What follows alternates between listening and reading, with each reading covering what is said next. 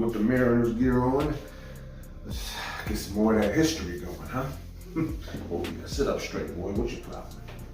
Welcome back to Eddie B TV. I am, of course, Eddie B. Nice to see y'all. And we are back again with another reaction video and part 2 and the end of the day here on Random Sunday. It's going to go to part 4 of the history of the Seattle Mariners from Secret Base, formerly SB Nation. And yeah, we're going to get into this one today. The title of this one for part 4 is called The Seattle Mariners Build a Death Star. It's a very interesting way to put that. But yeah, we're going to find out what they're talking about. I mean, the last time we were here for this documentary, we covered the 1995 season. Oh man, it was a roller coaster ride all year long. Even the entire playoffs. Covered the first playoff series win against the legendary New York Yankees team. And, you know, talked about the political things that were going on, trying to get a new stadium, which is now, at this very moment, T-Mobile Park, formerly Safeco Field, you know. And, you know, it just covered how cool it was, like, the beginning of this team till 1995 was just like nothing but failure and just like, you know, disappointment. And to have that go down was just like really like a pivotal turning point in Mariners history, because it could have been very well the last season that the Mariners played in 95. It could have been the last one, but this crazy series, man, it helped pave the way for new memories after that, and where we're at today. You know, I mean, they're doing pretty good this year, but you know what, man, they could always be doing a little better. Make sure we get that first playoff appearance in 20 years. My goodness. All right, enough yakking. Let's get into this one right here. Part 4: The Seattle Mariners Build a Death Star. The history of the Seattle Mariners. Secret Base, formerly SB Nation. And if you like that reaction, please like, comment, and subscribe to your boy. Keep everything going. All right, let's go ahead and get into this one and see where we at. Boy, love my teams, man, and I can only imagine what we're going to talk about on this one here. Here we go. Right here on Eddie B TV. Here we go. Let's get into it.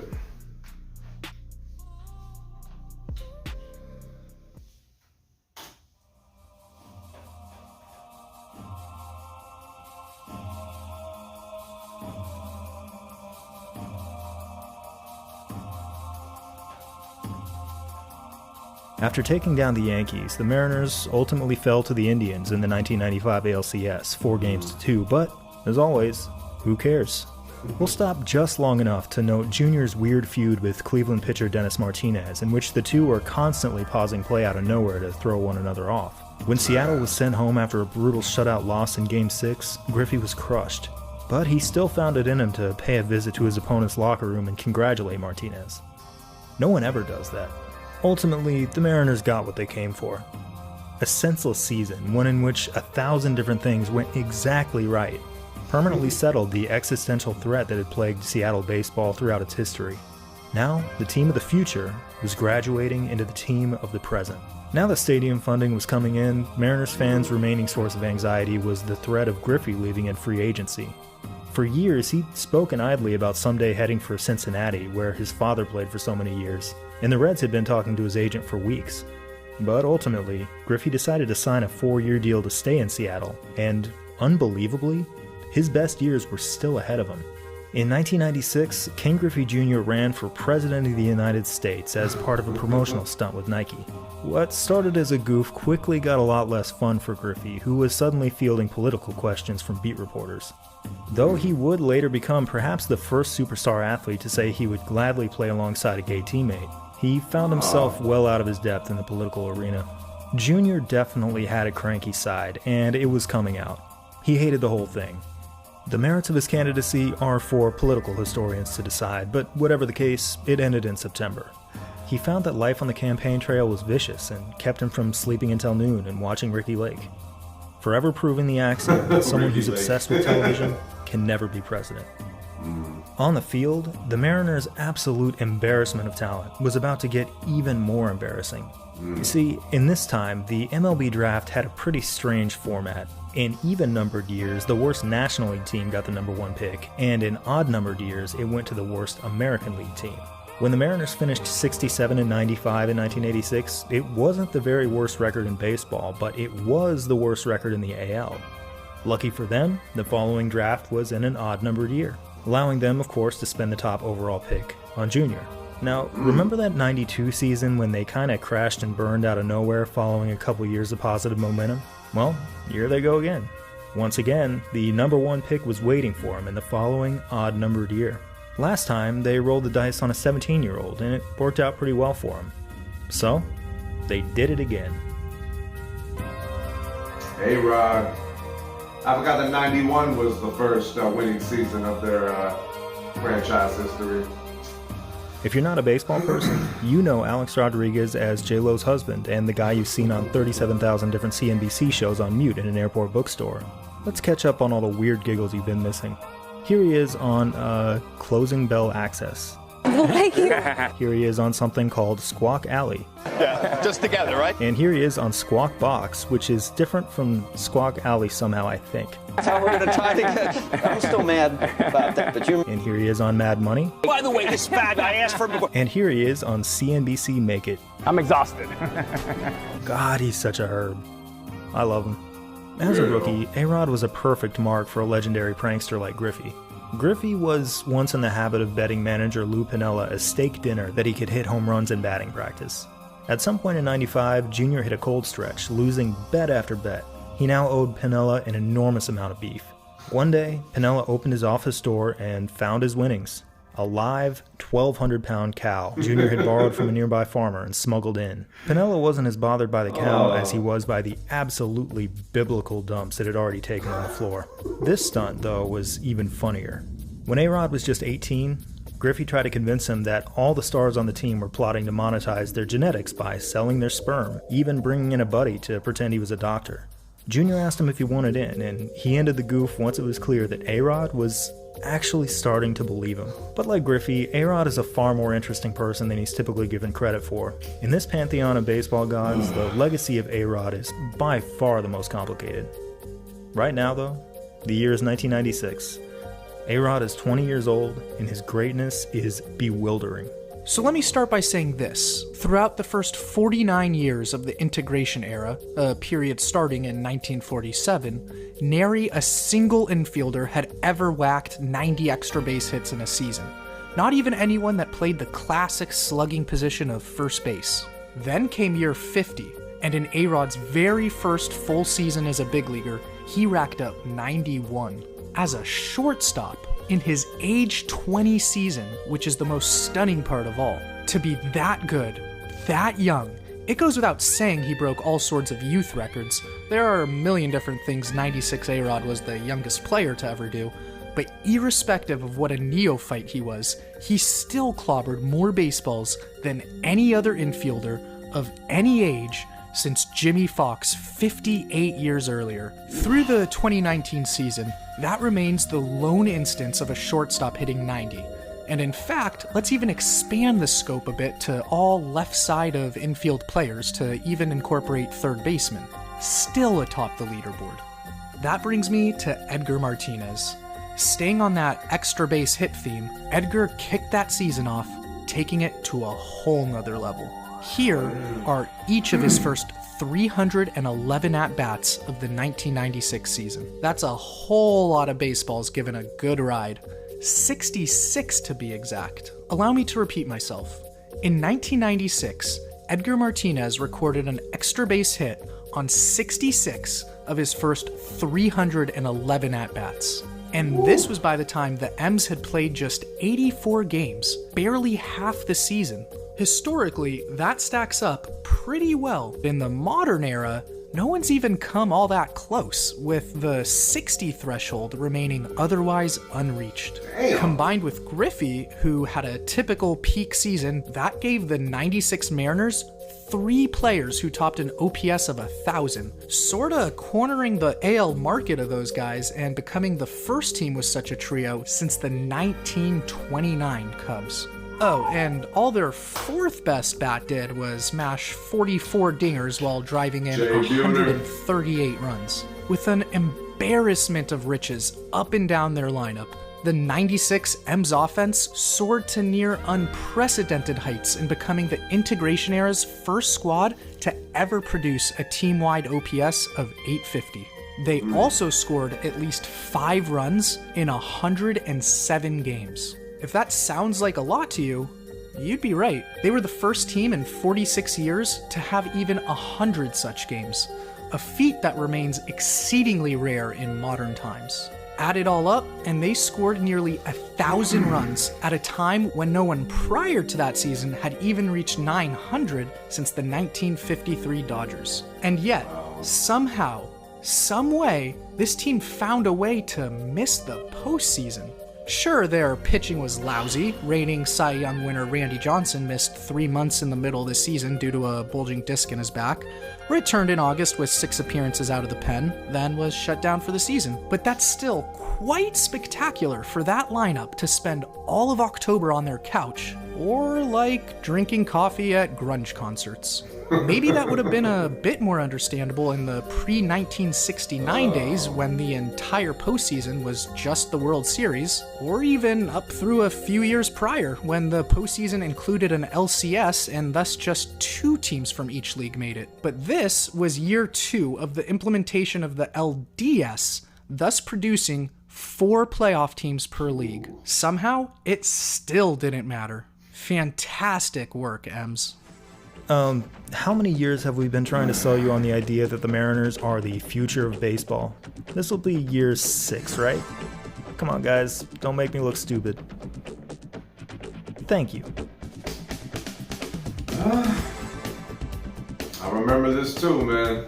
Oh, man. These 4 first played together in '94, but the strike wiped that season out.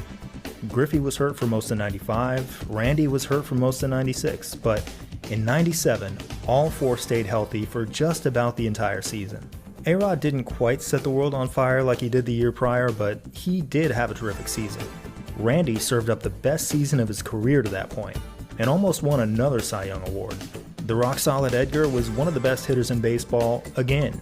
But it was Junior, the 1997 American League MVP, who found his zenith. 3 years after the strike ended his pursuit of Roger Maris's single-season home run record, he once again took a shot at the most obsessed-over record in American sports.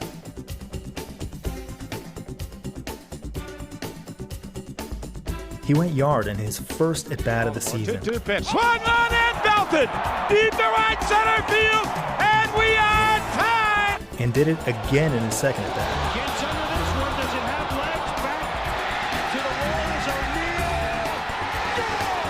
O'Neal. Both were given up by the same David Cohn who gave up 3 dingers to Junior in the '95 ALDS. Buddy, I'm sorry. Near the end of April, Junior was on pace to hit upwards of 90 home runs. Everyone knew that would cool down, and it did, but even as his pace slowed, he was still on track to break the record halfway through the season. And then came an excruciating 25-game stretch in which he hit just 1 home run. Like most baseball slumps, it seemed to happen for no real reason. Griffey wasn't terribly bothered because the team was winning, and he suggested that sports writers were overly obsessed with stats and charts. I have absolutely no idea what he's talking about. Anyway, Junior ended up with 56 homers. While he did miss the mark by 5, he still produced one of the greatest power-hitting seasons of all time. Along with Mark McGwire, who finished with 58 over in the National League, Griffey accomplished something that no one but Maris had since the outbreak of World War II. I'd like to take a moment to appreciate the fact that these 4 were playing in their peak years on the same team at the same time. The argument could be made that all 4 of them were the best ever to play their respective position. Is it a winning argument? Maybe not, but bear with me for just a minute. I'm bearing with you. First up, Junior. By his age 27 season, his wins above replacement stood at 59.2. Better than any other center fielder of that age aside from Mickey Mantle. There's a little bit of room to debate Griffey versus Mantle if you want to. For instance, you could try and argue that Griffey was a more well-rounded baseball player and point to his fielding ability. Chart these same guys by defensive WAR, and Junior is all the way at the top, with Mantle in pretty mediocre territory. Ultimately, though, I think I have to concede that Jr., at this point in his career, is number 2. Now Edgar, whose case is much easier. The DH is a relatively new position, and one that players often don't occupy for the majority of their careers, so his competition is a lot thinner. Among those who spent at least 60% of their careers as a DH, the only player in the same universe as Edgar in terms of WAR is David Ortiz. Edgar is clearly the best pure DH ever. Randy is a lot more difficult to assess. Okay, so here's every pitcher ever with a WAR above 50. At 103.5, Randy places in FM radio territory. Puts him at 9th all time. I'm gonna ignore these guys from the dead ball era because while they were great relative to their peers on the mound at the time, they never had to face scary home run hitters. So that leaves us with Lefty Grove, Tom Seaver, Roger Clemens, and Greg Maddux, and Randy. This is extremely rickety logic because it means we're not even considering, say, Pedro Martinez or Bob Gibson or Sandy Koufax, and it fails to account for any kind of quantity versus quality considerations. We can point out that he won 5 Cy Young Awards, more than anyone but Clemens, and he's number 2 in strikeouts, behind only his buddy Nolan Ryan. I can't rank him definitively, but on the all-time greatest roster, I think we could pencil him in as our number 5 starter without sounding completely ridiculous. And finally, Alex Rodriguez. A-Rod actually only played his first 10 seasons at shortstop before eventually moving on to third base, so it's a little unfair to compare his WAR at shortstop to guys who spent their entire careers there. And yet, despite playing only half as many games as the leaders on this chart, and completely sweeping some of his best seasons off the table, A-Rod shows up as one of the all-time best. There are some notable absences from this chart: Ernie Banks, Robin Yount, and Cal Ripken. Shortstops who, like A-Rod, moved to different positions midway through their careers, so let's stack those guys up. Yep, at shortstop, I'm going with A-Rod every time. If you're not mad at me, you should be. This entire argument requires a fair amount of goalpost moving and cherry picking. Are all 4 the greatest of all time at their respective positions? No, but you could make the argument without being immediately laughed out of the room, right? For one of your players to be in that conversation is great. 2 is practically unheard of. 3 is a ridiculous notion. And 4 is this: the 1990s Mariners. The modern murderer's row. Damn. It's a very interesting way to look at that. I'll get to it. Because this is an unfair semblance of talent, the Mariners had, a few months prior, traded away another player who could have eventually joined this pantheon. The year prior, the team was dragged to Appleton, Wisconsin for an exhibition game against their minor league affiliate, the Timber Rattlers. When the game was rained out, the teams decided to hold a home run derby to at least give the fans something to look at. Jr. hit a few out, and so did A-Rod. But both of them were upstaged by the Timber Rattlers' 20-year-old first baseman. His name was David Arias, and according to a couple of accounts, he hit multiple home runs, not just out of the stadium, but onto the highway. I know who this That is. is 650 feet away. That couldn't possibly be true. But it's what they said. Jr. was watching in disbelief. A-Rod was freaking out. He'd later say that night, he wanted the Mariners to call Arias up on the spot. Ultimately, Arias was traded away a couple months later, and he started going by a different name. You know him as David Ortiz. God. While all this was going on, they had one of the greatest power hitters of the 21st century just kinda hanging out in their minor league system. You see what I mean? It was as though divine intervention was feeding transcendent baseball talent into Seattle.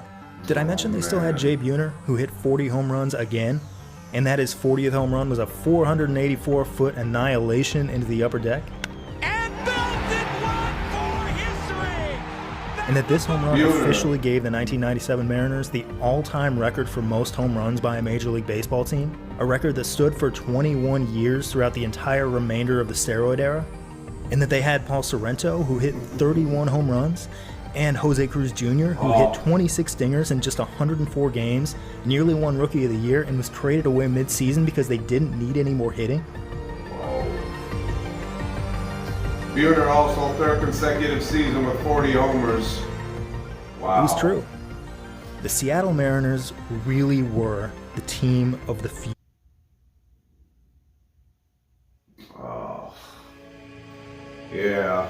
In a first-round series that honestly isn't even really worth getting into, the Mariners' bats stopped working, The bullpen fell apart, and they were brushed aside by the Orioles in 4 games. Ugh. Awful. Depressing. To those of us who grew up in this time rooting for teams far away from Seattle, the Mariners were sort of our second favorite team, our vacation team, for all the reasons we've talked about. We wanted this team in the World Series so badly, just for the privilege of watching them. And if these Mariners weren't good enough, when was it ever going to happen? I remember thinking, well, maybe it's time to root for the individual now. Maybe things like the home run record are what matter. Junior's pursuit of history didn't depend on the good fortunes of his team or a pitifully small sample of games in October. The next year, he'd get a full season and a fair shot to hit 62 home runs. And he chased the record again.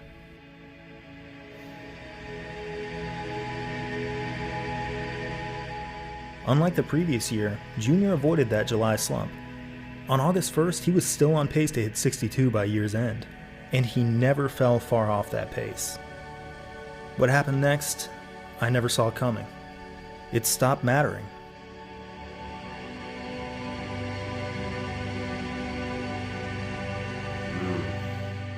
Over in the National League, Mark McGwire and Sammy Sosa eclipsed him in August and never looked back. It was their story now. Junior once again finished with 56 home runs.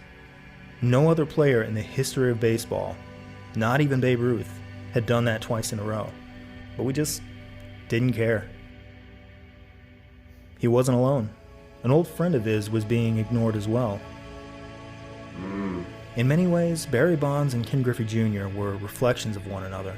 Both were sons of star baseball players, had a reputation for getting cranky from time to time, and were transcendently great in all facets of the game. Up until this point, Bonds and Griffey were the 90s. They were numbers 1 and 2 on the 1990s home run leaderboard, and unlike so many of their neighbors on this list, they were great at everything. Both complemented their power at the plate with base stealing ability few others possessed, with Junior stealing more than 100 bases in this time, and Bonds 300. While other power hitters tended to be kinda bad in the field, both these men stood out as excellent outfielders, with Bonds winning 7 Gold Gloves, and Junior 8. In '98, which was only his age 33 season, Bonds joined the 400-400 club, 400 home runs, 400 stolen bases. To this day, he's the only player ever to do it across their entire careers, regardless of age. Incredibly, the only player ever to come close to matching this feat was his father, Bobby. And while some in baseball recognize the magnitude of this accomplishment, America generally didn't care, or even notice. It's comical to look back on how little we acknowledge something that was plainly obvious to everyone on Earth. In '98, Bonds looked basically the same as he did at the start of the decade. The same could be said of Junior. Mark McGwire, on the other hand, had transformed from a normal-looking guy into a cartoonish Soviet artillery prototype that took 3 days to reposition and 25 men to operate. His eventual admission, that he loaded up on steroids to smash the record with 70 home runs, wasn't necessary. Back in 1987, when Griffey was a lonely 17-year-old toiling away in the obscurity of the Arizona Instructional League, Bonds, then in his second major league season, would take him out to dinner. The two have been close ever since. One night after the '98 season, Bonds had dinner at Griffey's home. In his book about Bonds, sports writer Jeff Pearlman describes a conversation between the two that evening. As the story goes, Bonds finally let it all out. He was sick of playing it straight. He'd played clean for a decade and accomplished incredible things, only to become a footnote, watching as others juiced up largely without scrutiny and were lauded as the saviors of baseball. He was going to get his too, he decided. Griffey, for the record, says this conversation never happened. Whether or not it did, it at least did accurately represent a fork in the road he certainly faced around this time. And the general consensus is that he never used any performance-enhancing drugs. I have kids, he later said. I don't want them to think their dad's a cheater.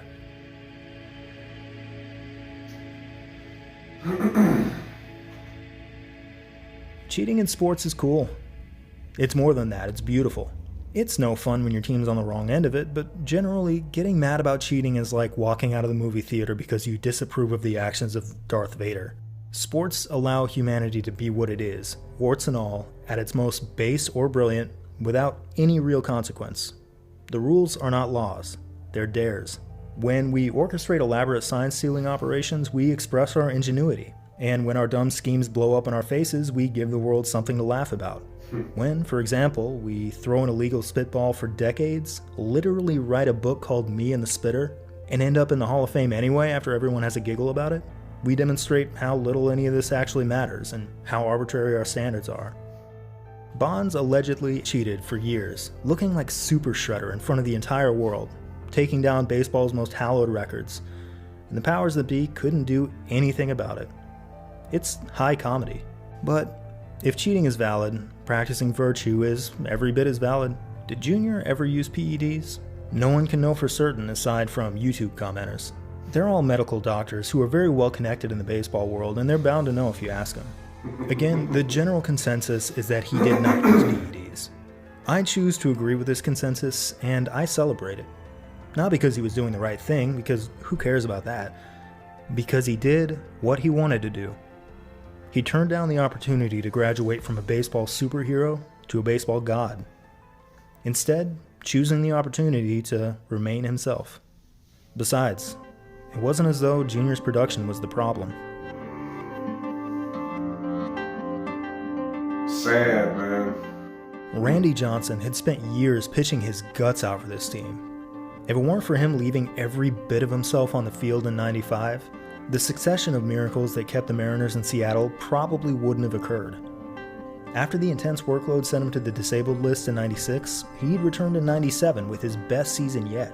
But the Mariners, tasked with keeping all four of the Beatles on the payroll at the same time, wouldn't, and maybe in a sense couldn't, offer him a contract extension.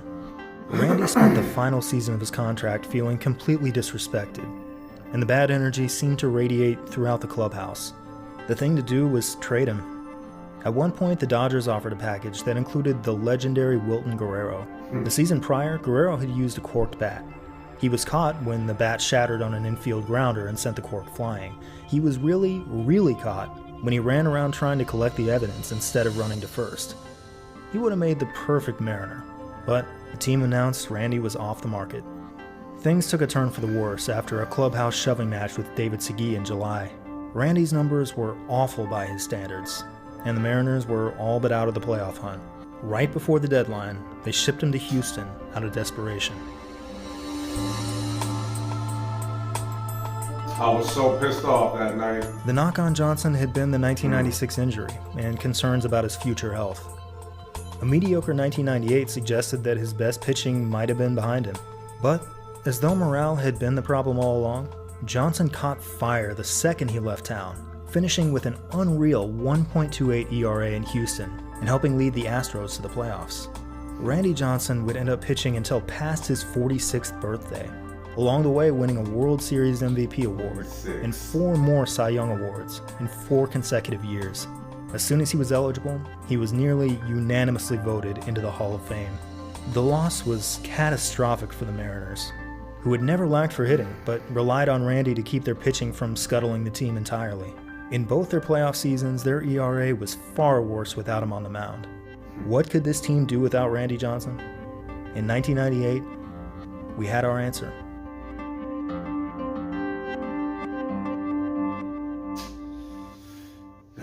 Those were the days.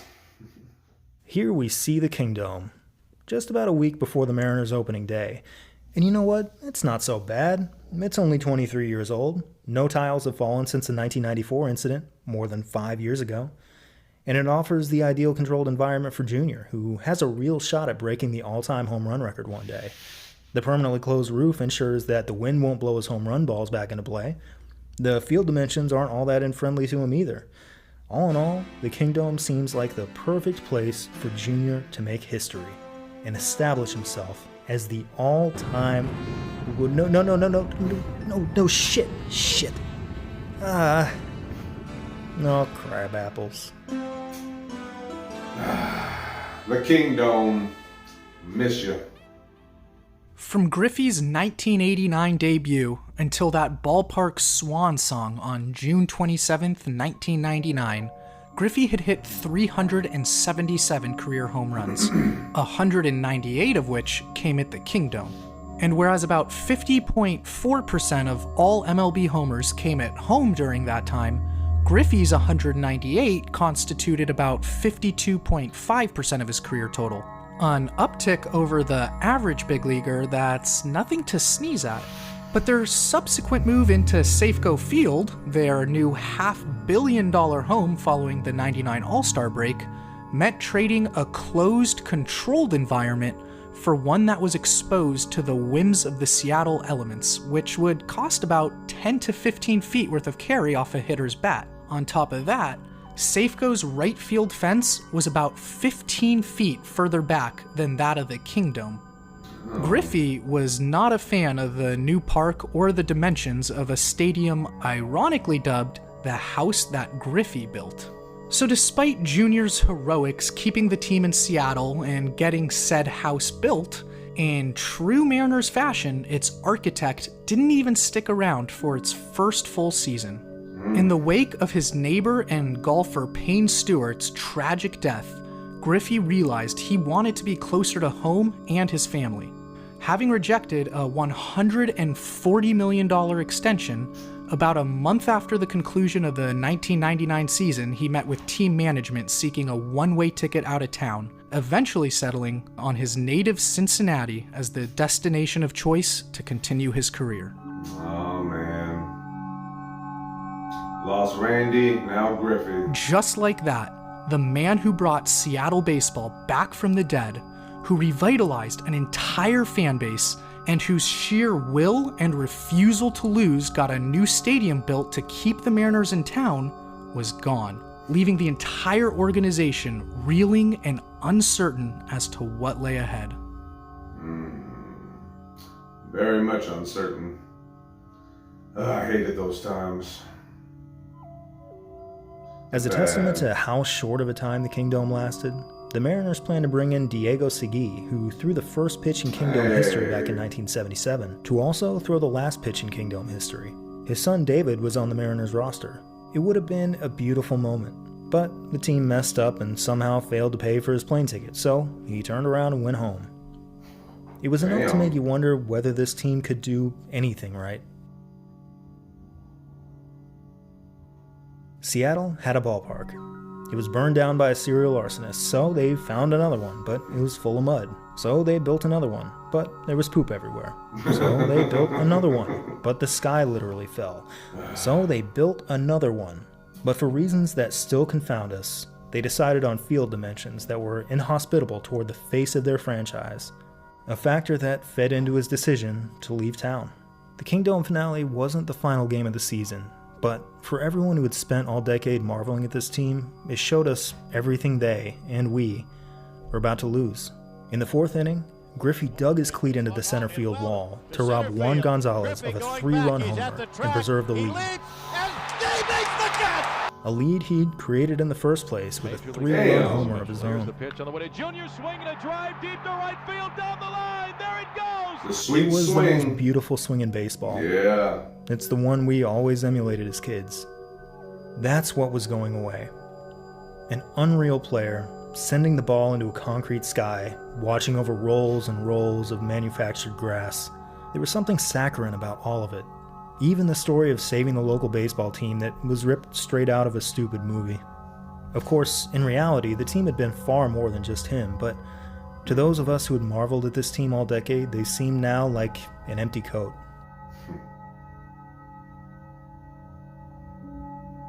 But this is Junior we're talking about. Before him, the Mariners produced nothing but static. From the day he arrived all the way up to the present day, this team has had meaning. Everything that has happened in the 21st century, no matter how chaotic or bizarre, has made a certain amount of sense. And though no one knew it at the time, Junior had left the Seattle Mariners one last parting gift. The footage we're about to see was forgotten for years and years. It's sort of a miracle that this moment is preserved on film at all. No one could have imagined the significance we would one day find in it. It's 1995 in Cincinnati. Junior's gone out to dinner with a camera crew in tow because he's meeting a special guest midway through his tour of America.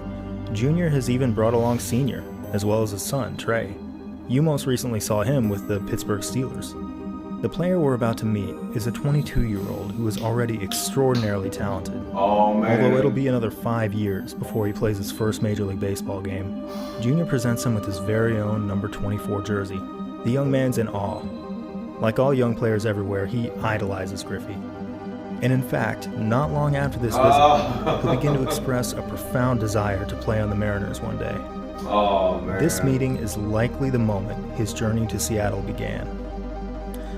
I think you might know his name too. Oh, man.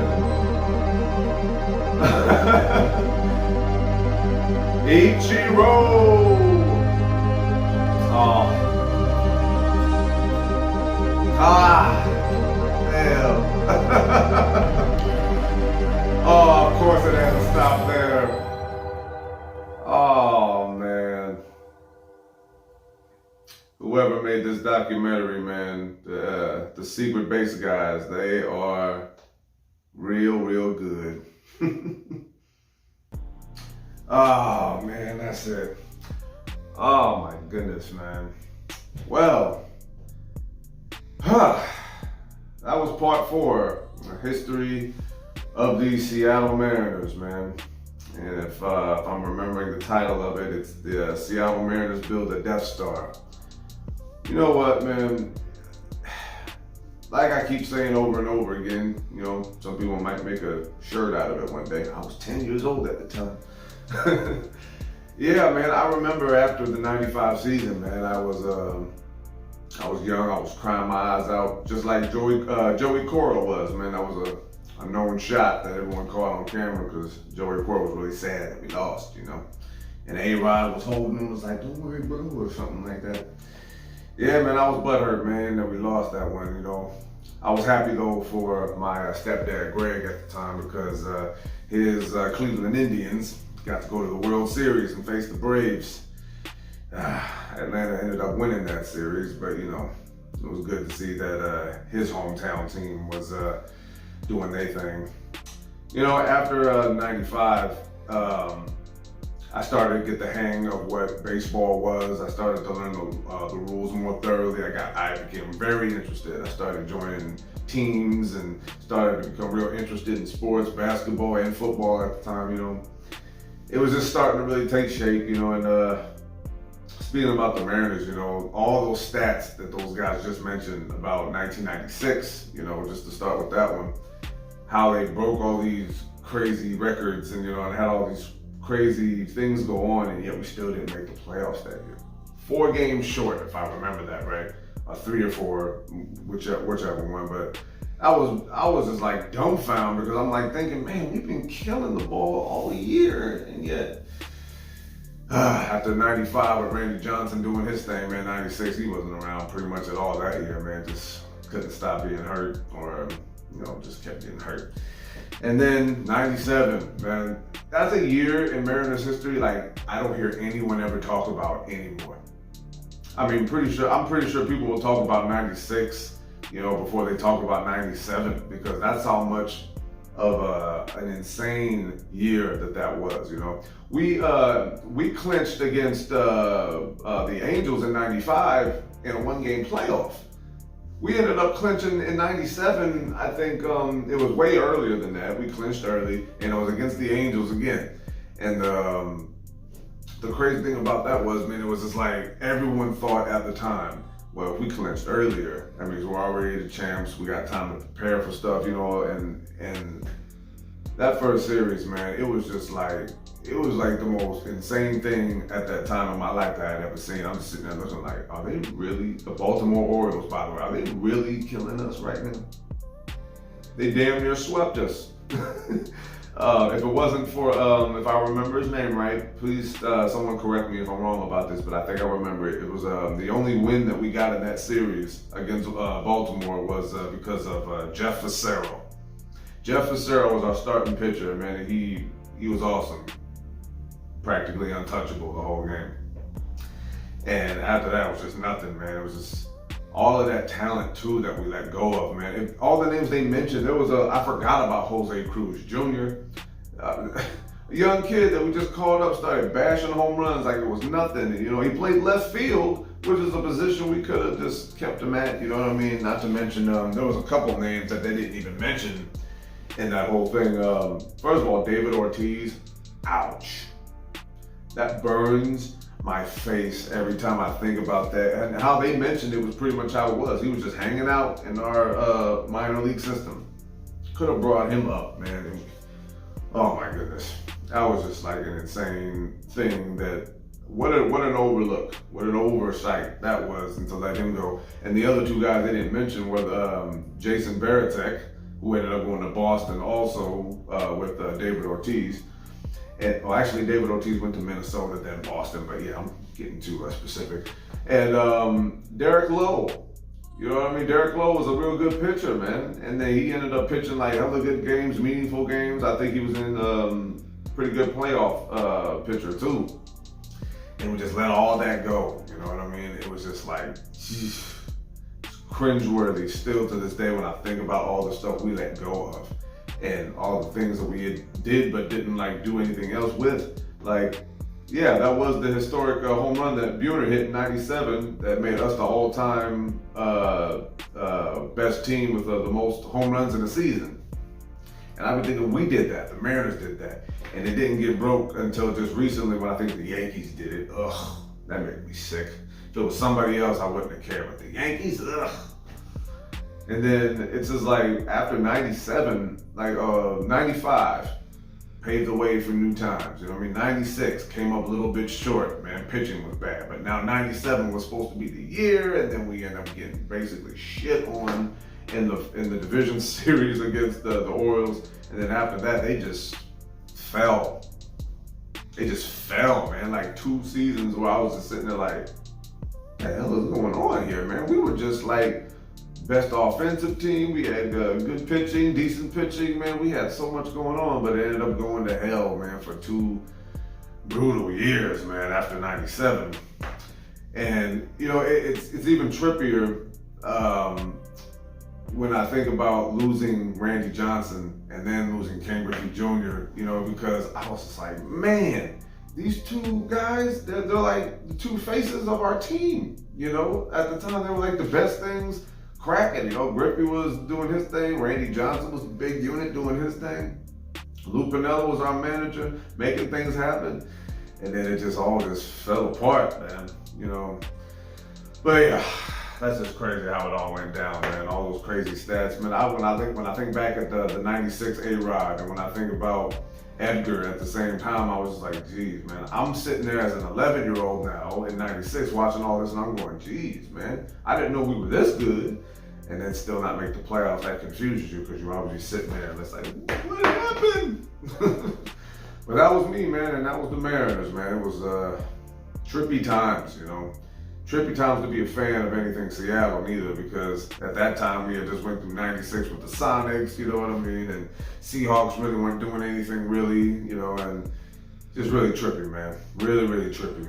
But yeah, that was part 4 of the history of the Seattle Mariners. The Seattle Mariners build a Death Star. Now I see what Death Star they was talking about. It all adds up, you know what I mean? And they're really good with titles. They're really good with their stats. They're really good with their commentary. This is a really good documentary so far, and that was part 4. We got 2 more to go, and I know what parts they're gonna cover next. You know what I mean? It's just I don't know how they're gonna cover them, what they're gonna talk about, but just like this one, I'm sure it was gonna be interesting. And they had to stop it again right when they show Ichiro. Oh, when he first came to us, man. Ichiro is by far one of the top baseball players to ever play. Just insane, man. And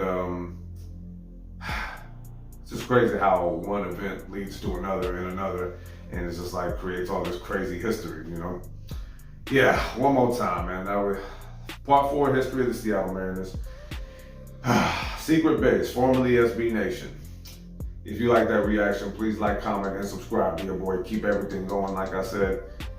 And yeah, that's gonna be all she wrote for that one, man.